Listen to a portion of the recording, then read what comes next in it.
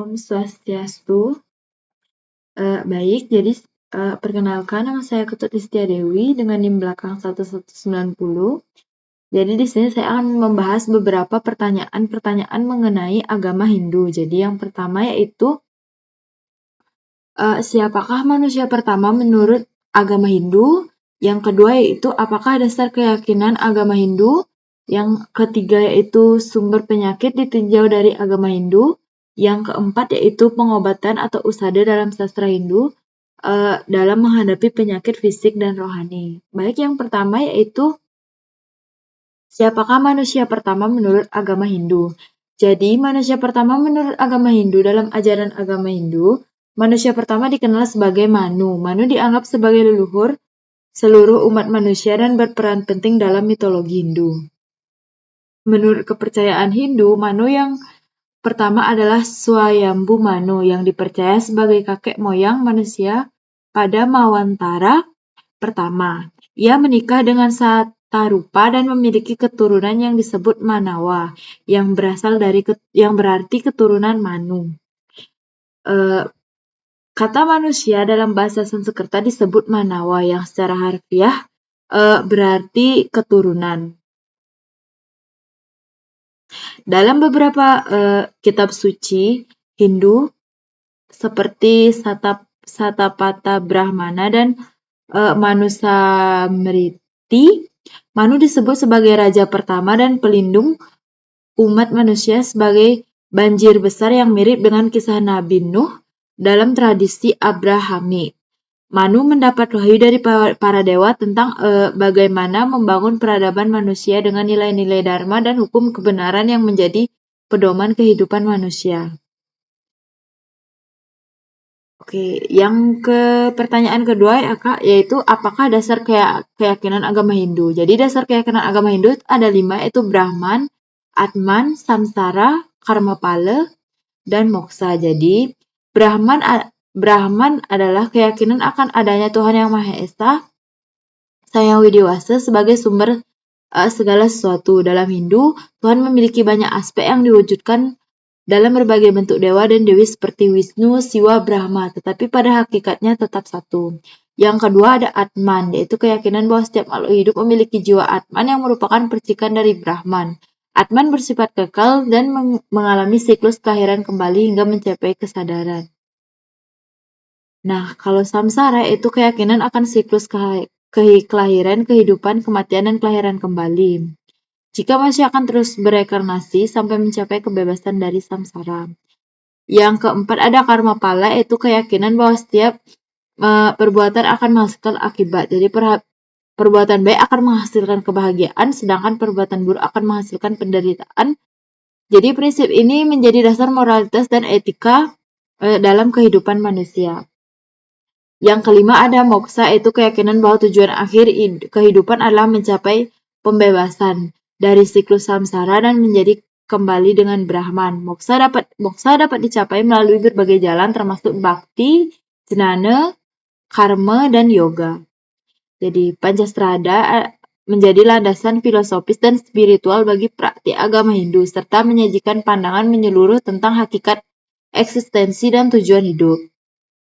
Yang selanjutnya yaitu sumber penyakit ditinjau dari agama Hindu. Jadi beberapa sumber penyakit menurut agama Hindu antara lain yaitu keseimbangan triguna. Manusia terdiri dari 3 sifat dasar yang disebut dengan triguna, yaitu sattvam, rajas, tamas.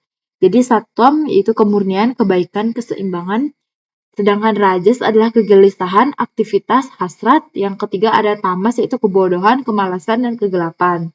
Jadi ketidakseimbangan antara ketiga sifat ini dapat menyebabkan gangguan kesehatan baik fisik ataupun mental.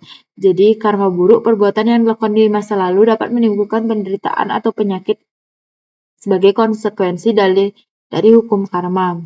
Jadi karma buruk bisa berasal dari tindakan kehidupan sebelumnya atau dari kehidupan saat ini. Yang kedua ada ketidakharmonisan dengan alam. Jadi agama Hindu mengajarkan pentingnya keselarasan antara manusia dan alam. Ketidakharmonisan dan perilaku tidak menghormati lingkungan dan meningkatkan risiko penyakit seperti polusi, eksploitasi alam, dan tindakan merusak keseimbangan ekosistem dianggap sebagai penyebab penyakit yang berasal dari tindakan manusia sendiri. Yaitu yang terakhir adalah gangguan rohani atau energi negatif. Dalam kepercayaan Hindu, penyakit juga bisa berasal dari gangguan makhluk halus atau energi negatif yang diakibatkan oleh tindakan seseorang seperti pelanggaran terhadap aturan norma, aturan moral, atau keseimbangan spiritual. Yang selanjutnya yaitu pengobatan atau usada dalam sastra Hindu dalam menghadapi penyakit fisik dan rohani manusia. Jadi, usada adalah ilmu pengobatan tradisional Bali yang sumber ajaran terdapat pada lontar-lontar kuno. Pengobatan tradisional Bali yang dikenalkan oleh para leluhur merupakan ilmu pengetahuan penyembuhan yang dijaga oleh nilai-nilai agama Hindu atau Siwa Siddhanta. Jadi ada beberapa lontar usada yang dikenal, antara lain ada usaha budo, yaitu pengobatan untuk gangguan mental atau sakit jiwa. Yang kedua ada usada cukildaki, yaitu pengobatan untuk rematik. Yang ketiga ada usaha dalam, yaitu pengobatan untuk penyakit dalam. Selanjutnya ada usada ile, yaitu pengobatan untuk penyakit lepra. Yang terakhir ada usada kecacar, yaitu pengobatan untuk penyakit cacar. Jadi pengobatan tradisional Bali mencakup aspek fisik, mental, dan spiritual, mencerminkan pandangan holistik terhadap kesehatan dan penyembuhan yang ada dalam agama Hindu. Dalam praktiknya, pengobatan usada melibatkan penggunaan ramuan herbal, pijat, akupuntur, serta mantra dalam ritual sebagai bagian dari proses penyembuhan. Jadi ilmu pengobatan Hindu juga mengenal konsep Ayurveda yang berarti ilmu kehidupan. Ayurveda mengajarkan bahwa kesehatan diperoleh melalui keseimbangan antara unsur-unsur tubuh, yaitu vata atau angin, pitta atau api, dan kalpa atau air. Jadi ketidakseimbangan dari ketiga unsur ini diyakini sebagai penyebab utama penyakit. Nah, dalam pengobatan Hindu, aspek spiritual juga menjadi bagian penting dalam penyembuhan. Meditasi, yoga, dan mantra suci sering digunakan untuk menyelaraskan energi dalam tubuh.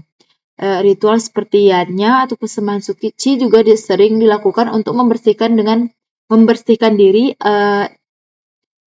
dari pengaruh negatif dan meningkatkan kesehatan spiritual. Jadi dengan memahami konsep-konsep tersebut, kita dapat melihat bagaimana agama Hindu menawarkan pandangan yang komprehensif mengenai asal-usul manusia, dasar keyakinan, sumber penyakit, dan metode pengobatan tradisional yang holistik. Jadi demikian penjelasan dari saya. Saya ucapkan terima kasih. Om Santi Santi Santi Om.